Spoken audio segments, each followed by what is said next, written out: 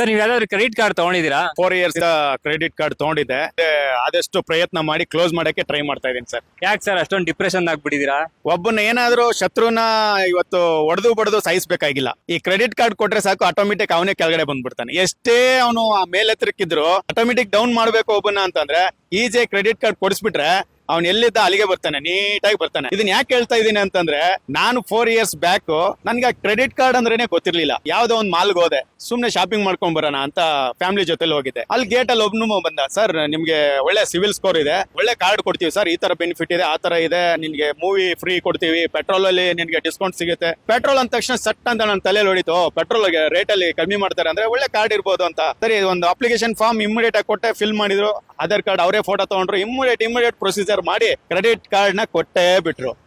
ಆ credit card ನೋಡಕ್ಕೆ ನಿಮ್ಗೆ ಇರುತ್ತೆ ಗೋಲ್ಡನ್ ಕಲರ್, ಆ ಹೆಸರು, ನಿಮ್ ಟೈಟ್ಲು, ಏನ್ ಅಟ್ರಾಕ್ಷನ್. ನಾನೇ ಶ್ರೀಮಂತ. ಎಷ್ಟಿದೆ? 75,000 ಇದೆ ನನ್ನ ಜಾಬ್ ಅಲ್ಲಿ, ಕ್ರೆಡಿಟ್ ಕಾರ್ಡ್ ಅಲ್ಲಿ ಇದೆ. ಆ ತಿಂಗಳು ಉಸ್ದೆ, ಏನೇನ್ ಬೇಕು ಅದೆಲ್ಲ ತಗೊಂಡೆ, ಮಾಡ್ದೆ, ಓಕೆ ಕಟ್ಟದೆ. ಆ ತಿಂಗಳು ಮಾರನೇ ತಿಂಗಳು ಕಟ್ಟದೆ. ಹಿಂಗೆ ಕಟ್ತಾ ವಿತೌಟ್ ಡಾಕ್ಯುಮೆಂಟ್ಸ್ ನನ್ಗೆ ಮತ್ತೆ 4 ಕಾರ್ಡ್ ಕೊಟ್ಬಿಟ್ರು.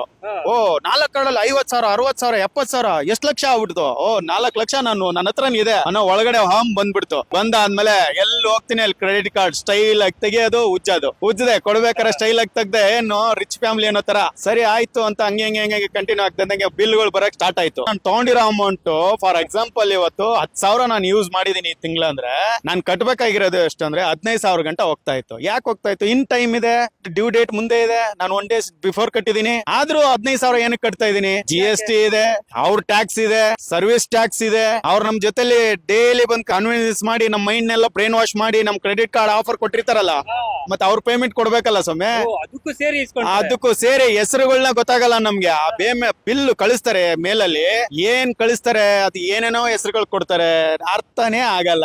ಅಷ್ಟಲ್ಲಿ ನೋಡಿದ್ರೆ ಅಮೌಂಟ್ 10,000ಕ್ಕೆ 15,000. ಅವ್ರಿಗೆ ಫೋನ್ ಕಾಲ್ ಮಾಡಿದ್ರೆ ಸ್ಟಾರ್ಟಿಂಗ್ ಕ್ರೆಡಿಟ್ ಕಾರ್ಡ್ ತಗೋಬೇಕಾದ್ರೆ ಇಮಿಡಿಯೇಟ್ ಆಗಿ ಕನೆಕ್ಟ್ ಆಗುತ್ತೆ ಆಫೀಸ್ಗೆ. ಕ್ರೆಡಿಟ್ ಕಾರ್ಡ್ ತಗೊಂಡು ಬಿಲ್ ಕಟ್ಟಬೇಕಾದ್ರೆ ನಿನ್ ಕನೆಕ್ಟ್ ಆಗಲ್ಲ. ಕಸ್ಟಮರ್ ಕೇರ್ ಕಾಲ್ ಮಾಡಿದ್ರೆ 1 ಒತ್ತಿ, 2 ಒತ್ತಿ, 10 ಒತ್ತಿ, ಕೊನೆಗೆ ಎಲ್ಲಾ ಒತ್ತಿ ನೀನೇ ಮಲ್ಕೋತಿ.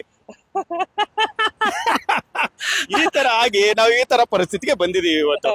ಹಾಗಾಗಿ ಈಗ ನಾನು ಒಂದು ಎಕ್ಸಾಂಪಲ್ ಸಿಂಪಲ್ ಆಗಿ ಹೇಳೋದಾದ್ರೆ ಸರ್, ಈ ಪೋಸ್ಟ್ ಪೇಡ್ ಪ್ರೀಪೇಡ್ ಏನ್ ನಾವು ಯೂಸ್ ಮಾಡ್ತೀವಿ ಮೊಬೈಲ್ ಸಿಮ್ ಕಾರ್ಡ್ಗಳು, ಆ ತರ ಈ ಡೆಬಿಟ್ ಕಾರ್ಡ್, ಕ್ರೆಡಿಟ್ ಕಾರ್ಡ್. ಈ ಕ್ರೆಡಿಟ್ ಕಾರ್ಡ್ ಅನ್ನೋದು ಏನಿದೆ ಸ್ಟಾರ್ಟಿಂಗ್ ತುಂಬಾ ಸುಖ ಕೊಟ್ಬಿಡುತ್ತೆ, ಆಮೇಲೆ ನರಕ ಯಾತನೆ ತೋರ್ಸಕ್ ಸ್ಟಾರ್ಟ್ ಮಾಡುತ್ತೆ. ನೀವು ಅದರಿಂದ ಆಚೆ ಬರ್ಬಾರ್ದು ಅಂತ ಅವರು 10 ಕಾರ್ಡ್ ಬೇಕಾದ್ರೆ ಕೊಟ್ಬಿಡ್ತಾರೆ. 10 ಕಾರ್ಡ್ ನೀನ್ ಏನೇನೋ ಬ್ಯಾಲೆನ್ಸ್ ಮಾಡಕ್ ಹೋಗಿ ಎಲ್ಲದ್ರಲ್ಲಿ ತಗಲ ಹಾಕೊಂಡು ಚೇಡ್ರ ಬಲಿಯಲ್ಲಿ ಬಿದ್ದು ಪ್ರಾಣ ಕಳ್ಕೊಳ್ಳೋರ ತರ ಬರ್ತಾ ಇದೆ ಪರಿಸ್ಥಿತಿ. ಇದು ಮಿಡಲ್ ಕ್ಲಾಸ್ ಎಂಪ್ಲಾಯ್ಸ್ಗೆ, ಬಿಸ್ನೆಸ್ ಎಷ್ಟು ಜನ ಮಾಡ್ತಾ ಇದಾರೆ ಅವ್ರಿಗೆ ಇದೆ ಇಲ್ಲ ನಂಗೆ ಗೊತ್ತಿಲ್ಲ, ಎಂಪ್ಲಾಯ್ಸ್ ಗೆ ಟಾರ್ಗೆಟ್ ಮಾಡಿ ಇವತ್ತು 20,000, 30,000 ತಗೊಳ್ಳೋ ಹುಡುಗರುಗಳನ್ನ ಕ್ರೆಡಿಟ್ ಕಾರ್ಡ್ ಬಲಿಯಲ್ಲಿ ಬೀಳಿಸಿ ಅವ್ರನ್ನ ಸಾಲಗಾರರನ್ನಾಗಿ ಮಾಡಿ ಅವನು ಡಿಪ್ರೆಷನ್ ಹೋಗೋ ತರ ಮಾಡ್ತಾ ಇರ್ತಕ್ಕಂತ ದೊಡ್ಡ ದಂಧೆ ಅಂತಾನೆ ಹೇಳ್ತಾ ಇದೀನಿ. ಈ ಕ್ರೆಡಿಟ್ ಕಾರ್ಡ್ ದಂಧೆ ಏನಿದೆ ಇದು ಯುವಕರನ್ನ ಹಾಳು ಮಾಡ್ತಾ ಇದೆ. ಇವತ್ತು ಅವ್ರನ್ನ ಈ ಟ್ಯಾಕ್ಸ್ ಮುಖಾಂತರ, ಇನ್ನೊಂದ್ರ ಮುಖಾಂತರ ದುಡ್ಡನ್ನ ಸುಲಿಗೆ ಮಾಡ್ತಾ ಇದಾರೆ. ಹಗಲು ದರೋಡೆ ಆಗ್ತಾ ಇದೆ. ದಯವಿಟ್ಟು ನನ್ನ ಸ್ನೇಹಿತರಲ್ಲಿ ಕೇಳ್ಕೊಳ್ಳೋದಿಷ್ಟೇ, ದಯವಿಟ್ಟು ನೀವ್ ಯಾರು ಈ ಕ್ರೆಡಿಟ್ ಕಾರ್ಡ್ ಸಾಹಸಕ್ಕೆ ಹೋಗ್ಬೇಡಿ. ಇದು ನನ್ನ ತುಂಬಾ ರಿಕ್ವೆಸ್ಟ್. ಯಾಕಂತಂದ್ರೆ ನಾವ್ ಇವತ್ತು 10 ರೂಪಾಯಿ ಇದ್ರೆ 10 ರೂಪಾಯಿಲೇ ಬದುಕಂತ ಪ್ರಯತ್ನ ಮಾಡೋಣ.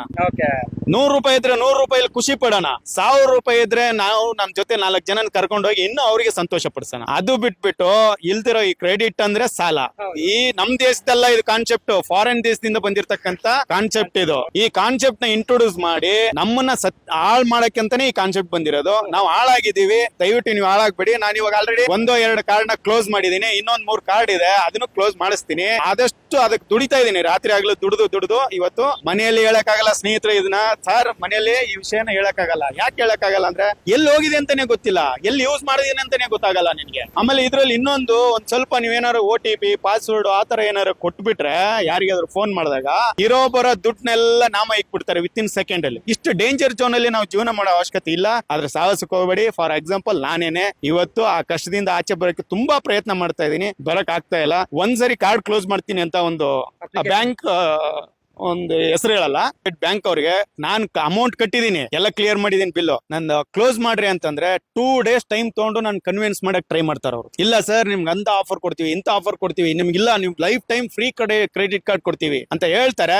ಆಮೇಲೆ ಬಿಲ್ ಬಂದಾಗ ಸರ್ವಿಸ್ ಚಾರ್ಜ್ ಅಂತ ಅದ್ರ ಹೆಸರನ್ನ ಬದಲಾವಣೆ ಮಾಡಿ ಅದಕ್ಕೆ 200 300 400 200 300 ರೂಪಾಯಿ ನನ್ನ ಮಗಳು ಕೇಳಿದ್ರೆ ಕೊಡಕ್ಕಾಗಲ್ಲ ಒಂದೊಂದ್ಸರಿ ಐಸ್ ಕ್ರೀಮ್ ಬೇಕು ಪಪ್ಪ ಅಂತಂದ್ರೆ ಬೇಡ ನಡಿಯಮ್ಮ ಅಂತ ಹೇಳೋದು ಉದಾಹರಣೆಗಳು ಎಷ್ಟೋ ನನಗಾಗಿದೆ. ಆದ್ರೆ ಇವ್ರು ಗೊತ್ತು ಗುರಿ ಇಲ್ದಿರೋರ್ಗೆ ನನ್ಗೆ ಏನ್ ಈ ಬೆನಿಫಿಟ್ ಇಲ್ದಿರೋರ್ಗೆ ಯಾವ್ದೋ ಒಂದ್ ಸಾಲ ಕೊಟ್ಟ ಅಂತ ಹೇಳ್ಬಿಟ್ಟು ನಾನು ಅವನಿಗೆ 1000 ರೂಪಾಯಿ ಎಕ್ಸ್ಟ್ರಾ ಕೊಡ್ತೀನಿ ಅಂತಂದ್ರೆ ಇದಕ್ಕಿಂತ ಅನ್ಯಾಯ ಇನ್ನೇನ್ ಬೇಕು, ಇದಕ್ಕಿಂತ ನೋವು ಇನ್ನೇನ್ ಬೇಕು. ದಯವಿಟ್ಟು ಅದಕ್ಕಾಗಿ ಯಾರು ಇದನ್ನ ಯೂಸ್ ಮಾಡಲೇಬೇಡಿ, ಕ್ರೆಡಿಟ್ ಕಾರ್ಡ್ ಸಾಹಸಕ್ಕೆ ಹೋಗ್ಬೇಡಿ. ಯಾವ ತರ ಪೋಸ್ಟ್ ಪೇಡ್ ಪ್ರೀಪೇಡ್ ಅಂತ ನೀವು ಹೇಳಿದ್ರಿ. ಇವಾಗ ಪ್ರೀಪೇಡ್ ಅಲ್ಲಿ ನನ್ಗೆ ಮೊದ್ಲೇ ಗೊತ್ತಾಗುತ್ತೆ 299 ಹಾಕ್ಸಿದ್ರೆ ನನಗೆ ಎಷ್ಟು ದಿವಸ ವ್ಯಾಲಿಡಿಟಿ ಇದೆ, ಇಷ್ಟು ಅಮೌಂಟ್ ಅಲ್ಲಿ ನಾನು ಇಷ್ಟು ದಿವಸ ಯೂಸ್ ಮಾಡಬಹುದು, ನೆಟ್ ಇಷ್ಟು ಬರುತ್ತೆ ಅಂತ ಒಂದು ಕಾನ್ಫಿಡೆಂಟ್ ಆಗಿರ್ತೀಯ. ಈ ಡೇಟ್ಗೆ ನಿನ್ಗೆ ಅವರು ರಿಮೈಂಡ್ ಮಾಡ್ತಾರೆ. ಪೋಸ್ಟ್ ಪೇಡ್ ಅಲ್ಲಿ ಒಂದು ಡೇಟ್ ಇರುತ್ತೆ. ಪೋಸ್ಟ್ ಪೇಡ್ ಅಲ್ಲಿ ಏನ್ ಡೇಟ್ ಇರುತ್ತೆ, ಇಂಥ ಡೇಟ್ಗೆ ನಿಂದು 1 ಮಂತ್ ಆಗುತ್ತೆ ಅಂತ.